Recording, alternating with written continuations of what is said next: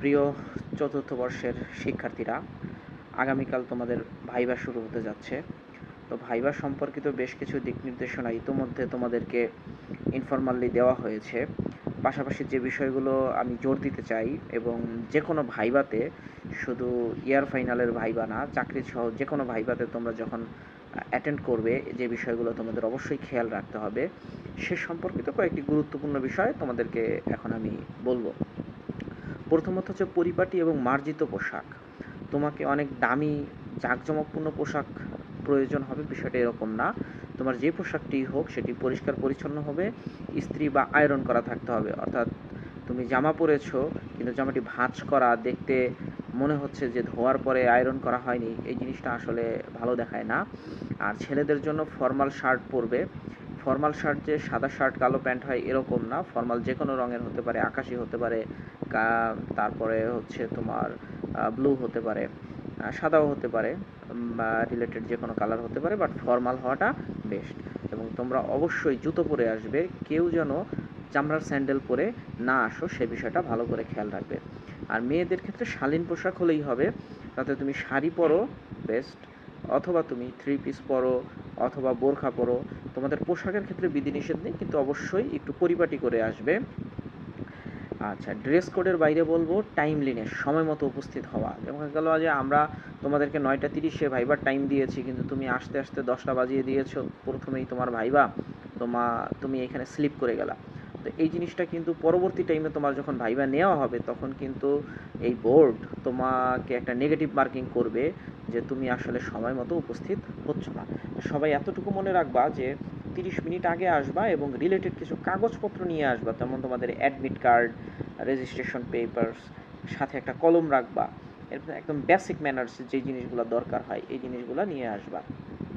আচ্ছা, তুমি কলেজে আসলা, ড্রেস পরে আসলা, এরপরে কী হবে? ভাইবা যখন শুরু হবে, কক্ষে প্রবেশের ক্ষেত্রে যে জিনিসটা, যে অনুমতি নিয়ে প্রবেশ করা, যে স্যার আমি কি আসতে পারি, বা হাসি মুখে সালাম দিয়ে অনুমতি নিবা, ভিতরে ঢুকবা।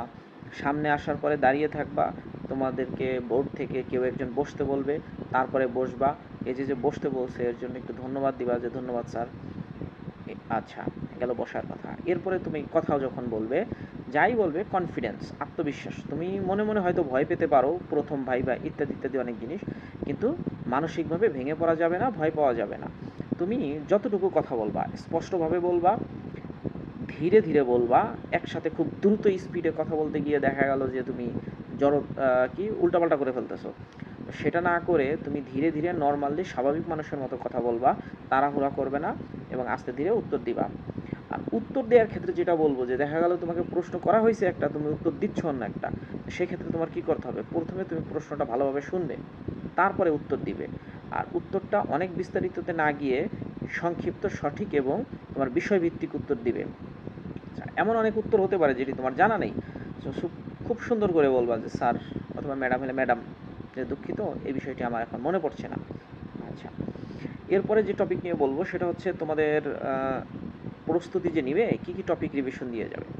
তো বেসিক্যালি তোমাদের উচিত হচ্ছে প্রত্যেকটা সাবজেক্টের মৌলিক বা ফান্ডামেন্টাল যে সাবজেক্টগুলো আছে সেগুলো রিভিশন দিয়ে যাওয়া। স্পেশালি তুমি ম্যানেজমেন্ট ডিপার্টমেন্টের স্টুডেন্ট, সো ম্যানেজমেন্টের হেনরি ফেওলের দেওয়া নীতিগুলো, এফডব্লিউ টেইলরের দেওয়া নিয়ম নীতিগুলো, ম্যানেজমেন্টের মৌলিক যে কনসেপ্টগুলো আছে, হ্যাঁ, বিভিন্ন তত্ত্বগুলো আছে, প্রেষণার তত্ত্ব, লিডারশিপ তত্ত্ব, এগুলো একটু দেখে যাবে।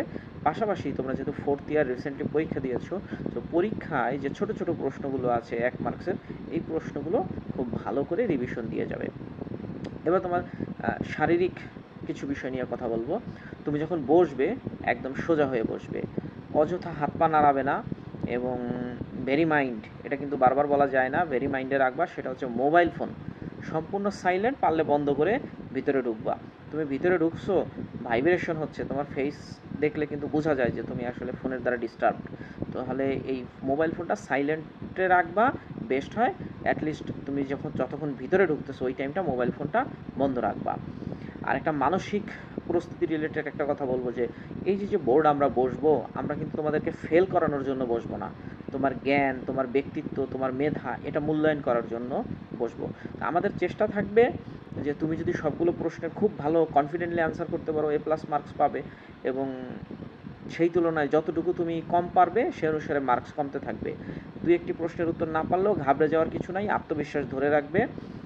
আর একটা জিনিস হচ্ছে, তুমি অনেক কিছু জানো কিন্তু কথা বলতে গিয়ে আটকে যাচ্ছে, কিছুই বলতে পারতেছো না, শ্বাস বন্ধ হয়ে আসতেছে, এরকম দেখলে কিন্তু বেশি একটা মার্কস তুমি পাবে না।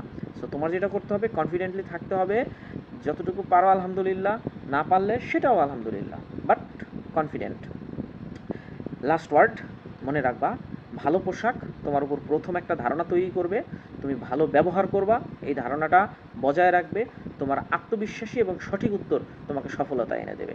শান্ত থাকবে, আত্মবিশ্বাস ধরে রাখবে এবং তুমি তোমার পক্ষ থেকে যতটুকু সম্ভব সর্বোচ্চ চেষ্টা করবে। তুমি এবং তোমাদের সবার জন্য অনেক অনেক শুভেচ্ছা রইল, শুভকামনা রইল। আশা করি অসাধারণ কিছু হবে, দুর্দান্ত একটি রেজাল্ট করবে। সবার জন্য শুভকামনা নিয়ে আজ এই পর্যন্তই। আল্লাহ হাফেজ, ভালো থাকবে।